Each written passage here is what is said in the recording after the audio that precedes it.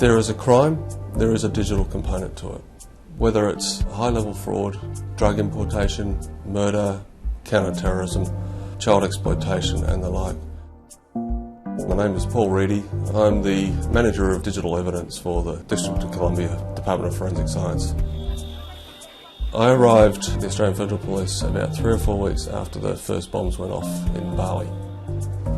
The people who ran these terrorist operations were quite sophisticated in their use of technology. So one particular technique that we're using was to create a message and then just save it as a draft. And then their accomplices, wherever they might be, could log into the same account and just read those drafts. Their planning was meticulous, and all of that was based by computer and internet communication. 1 terabyte is the equivalent of about 40,000 4-drawer filing cabinets full of paper.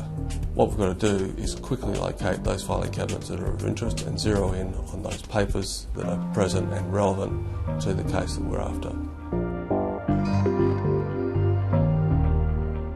When we look at community crime, we've found it particularly useful in cases of sexual assault.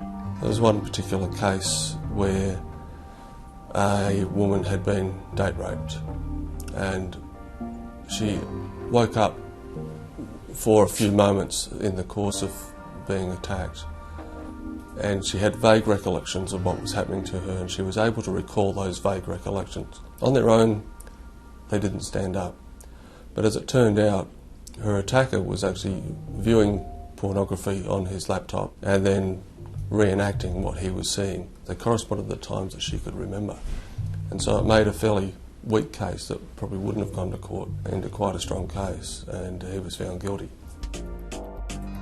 The other major challenge that we've got is the mobile computing, and particularly smartphones. Any smartphone now is more powerful than a computer of 15 years ago. The forensic process for phones is quite challenging. The data changes on a second-by-second, minute-by-minute basis as it's sitting on the phone. One particular major operation, there was an importation of multiple tonnes of drug precursor, and one of the key suspects had 50 phones on him.